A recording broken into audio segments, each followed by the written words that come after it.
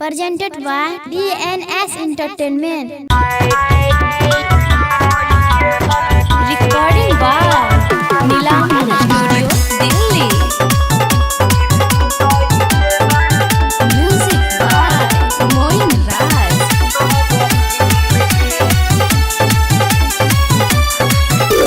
रात भर से दिया पकड़े छ तबाही। अच्छा रात भर से दिया पकड़े छ तबाही।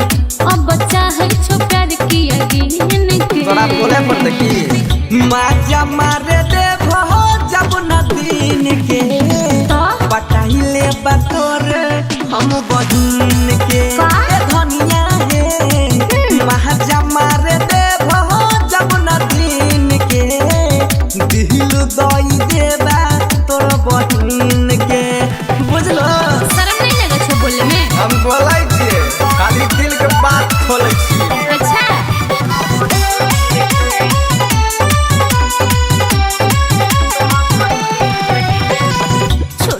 छोटका बात कोई ना रूस जाई छुकिए तब की करिए के घर कुठरी घुस जाई छुकिए तब की करिए तोरा आरती देखे की ढेर बोल नाम में के कहै छी पति गे रोज होई छै जवानी के छती गे किए बोले छहु बात कठपिल के महजा मारे दे भो जब न दिन के पटाइले बहो में तोरा बहिन के सुन ले हे महजा मारे दे भो जब न दिन के दिल दई देबा तोर बहिन कुछ अच्छा थोड़ी ना करबा तू।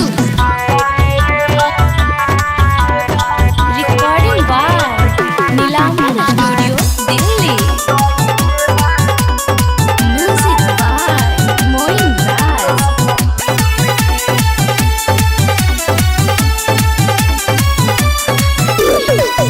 बंसी के देखी देखी करे छो डरामा हम हुए को छोड़ी छियै बुझ नहीं जलाना।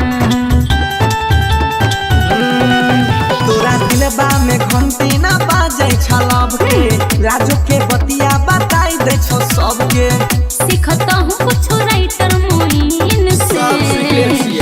अच्छा माजा मारे दे भो जब न दिन के पटाइले बतोरा हई बहिन के तब की करबे माजा मार दे भो जब न दिन के आ दिल दई देबे तोरा बहिन के बने मान गेलो नहीं तो फेर पत्ता साफ रह।